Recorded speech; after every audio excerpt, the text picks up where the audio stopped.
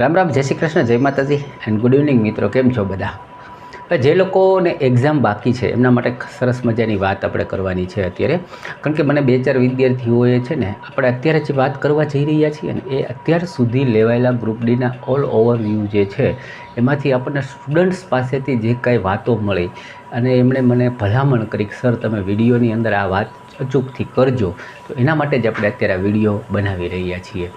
શું વાત કરી, શું એમનું કહેવાનું હતું, શું ભલામણ હતી, તો એની વાત કરીએ કે હમણાં થોડા દિવસ પહેલાં 2 વિદ્યાર્થીઓના મને એવા કોલ આવ્યા કે એમને ખૂબ અફસોસ થયો, એમને ખૂબ દુઃખ થયું. દુઃખ અને અફસોસ એ વાતનો થયો કે બંને હોશિયાર હતા, સરસ મજાનું એમની તૈયારી હતી, ખૂબ પ્રેક્ટિસ કરીને ગયા હતા, પરંતુ એમનાથી એવી એક મિસ્ટેક થઈ ગઈ ને કે એનાથી એ પોતે આખા અપસેટ થઈ ગયા. શું મિસ્ટેક થઈ?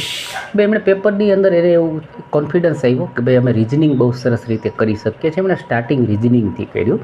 હવે રિઝનિંગની અંદર એના નસીબમાં એવું હશે કે પહેલાં જ 2 દાખલા છે ને એ લેન્ધી આવી ગયા, અઘરા આવી ગયા, કે જે એનાથી એને કોન્ફિડન્સ હતો કે હું શું કામ ના કરી શકું. એટલે એમણે કરવા માટે કોશિશ કરી. પહેલા પ્રશ્નની અંદર 5-7 મિનિટ વહી ગઈ, જવાબ ના મળ્યો તો એને થોડું કન્ફ્યુઝન થયું અને થોડું આપણે એમ કહીએ ને ભાઈ પોતાનું માઇન્ડ એવું હોય કે હારું મારાથી કેમ ના થાય. એટલે એને નેક્સ્ટ ટ્રાય કરી, ફરીથી ટ્રાય કરીને તો બીજી 8-10 મિનિટ વહી ગઈ. તો ટોટલ એમણે 15થી 17 મિનિટ એક દાખલા પાછળ એને બગાડી નાખી. સેકન્ડ દાખલો છે એ પણ એના નસીબમાં એવો આવ્યો કે એ પણ હાર્ડ અને અઘરો હતો. એમાંય એણે પાછી 7-8-10 મિનિટ બગાડી નાખી. ટૂંકમાં એણે 25થી 30 મિનિટ 2 દાખલા પાછળ બગાડી.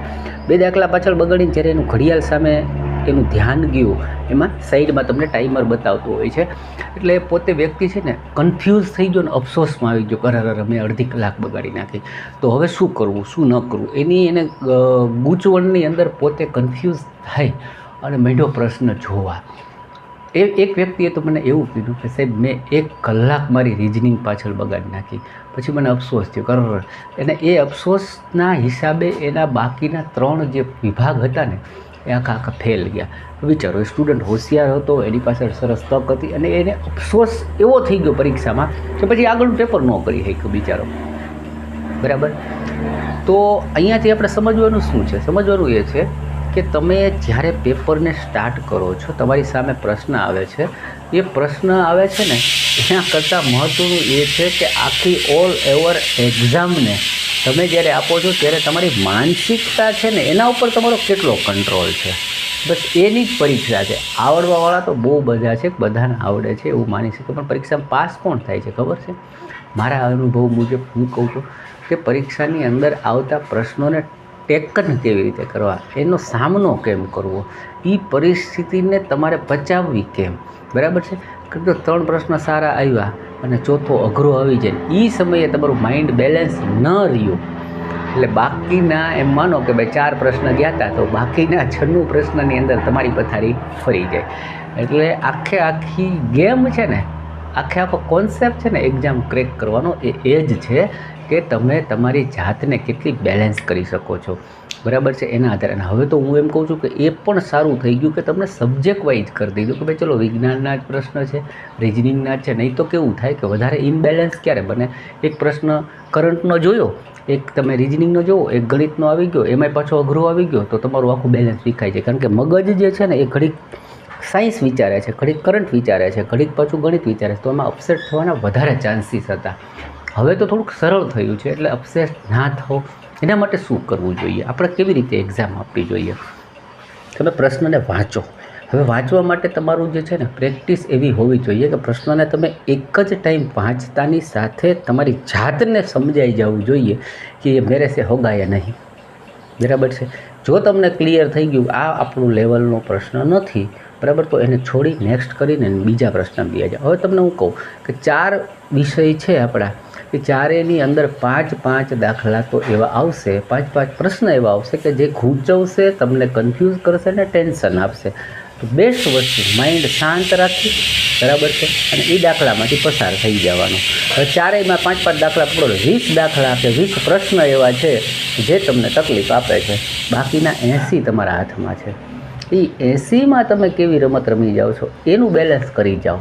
ઓકે, આ 20ને તમે ભૂલી જાઓ. એ 20 આપણે એવું માનો કે જે ભારત ફર્સ્ટ આવવાનો છે ને એના માટેના છે. આપણે ભારત ફર્સ્ટ નથી આવવું, આપણે તો આપણી એક સીટ જે છે ને એ કવર કરવી છે. કહેવાનો મતલબ એ તો મને સ્ટુડન્ટે કીધું ખાસ સર તમે વિડીયોની અંદર આ વાત કરો ને, મારાથી જે થઈ ગયું, મેં એક તક ગુમાવી, મેં જે ભૂલ કરી એ બીજો ભાઈ બીજું સ્ટુડન્ટ ના કરે. તો મને થયું સન્ડે છે તમારા સુધી આ વાત પહોંચાડું કે ભાઈ એને રહેલા અફસોસમાંથી આપણે તો શીખીએ, બરાબર છે. આપણી સાથે તો એવું ના થાય, કાલ સવારે તમારે પેપર છે, તમારી સાથે આવું ન થાય અને બહાર નીકળીને તમને દુઃખ થાય કે સારું.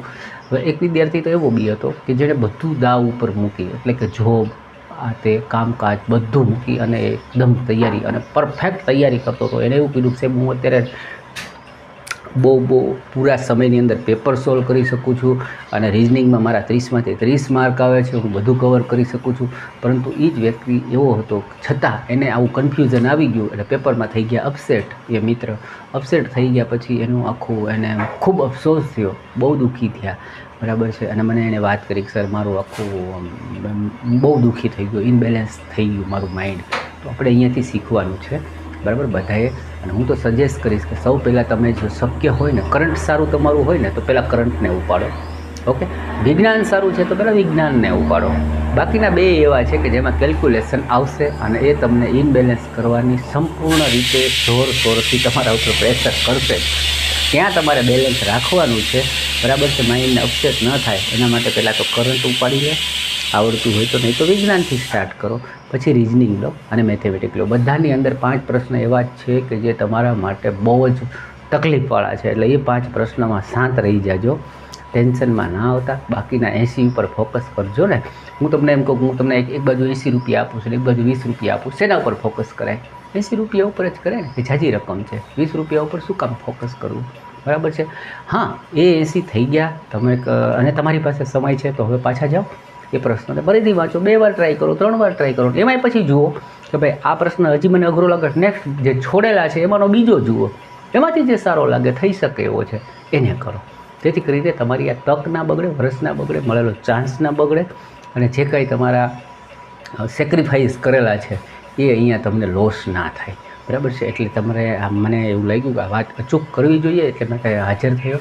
તો બધા હવે પરીક્ષામાં ધ્યાન રાખજો. બાકી છે એમને સેકન્ડ વાત કરીએ કે અત્યાર સુધી જે પ્રશ્નો આવી ગયા, હવેનું પેપર એના કરતાં ટફ આવશે, એની પણ તૈયારી સાથે જજો. શું કામે કે ભાઈ એક એક્ઝામ્પલ લઈએ કે ભાઈ એને ગ્રંથિમાંથી પ્રશ્ન એને પૂછવા હતા, તો અત્યાર સુધી એને ગ્રંથિમાંથી બન્યા એટલા પ્રશ્ન પૂછી લીધા, ઓકે.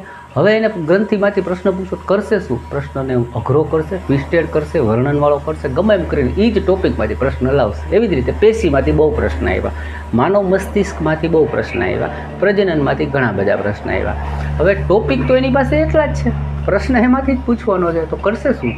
એ ક્વેશ્ચન્સને હાર્ડ કરવા માટે કંઈક ફેરવશે, કંઈક તર્ક લગાવશે, કંઈક લોજિક લગાવશે. એને પૂછવું હશે બહુ નાનકડી વસ્તુ, પણ એને એવી રીતે ફેરવીને પૂછશે તો ત્યાં પણ તમારે વાંચવામાં થોડીક ઝડપ રાખવી પડશે ને સમજવામાં ઝડપ રાખવી પડશે. અને પેપર હાર્ડ આવશે એ મને ખ્યાલ જ છે, કારણ કે સ્ટાર્ટિંગ બેઝનું સરળ હોય, પછી ધીમે ધીમે મીડિયમમાં આવે, પછી ધીમે છેલ્લા લોકોને જે એક્ઝામ હોય ને એમને હાર્ડ તરફ લઈ જાય. એટલે પેપર જેમને હવેથી સોમવારથી ચાલુ થાય છે, અઘરું જ આવવાનું છે, પણ તૈયારી રાખજો, હિંમત રાખજો અને માનસિક રીતે સંતુલન જાળવી અને સરસ પેપર આપજો તેવી મારી શુભેચ્છાઓ છે. મળીએ બીજા વિડીયોમાં. ત્યાં સુધી ખુશ રહો, મસ્ત રહો, વ્યસ્ત રહો, એકદમ તંદુરસ્ત રહો. આવજો.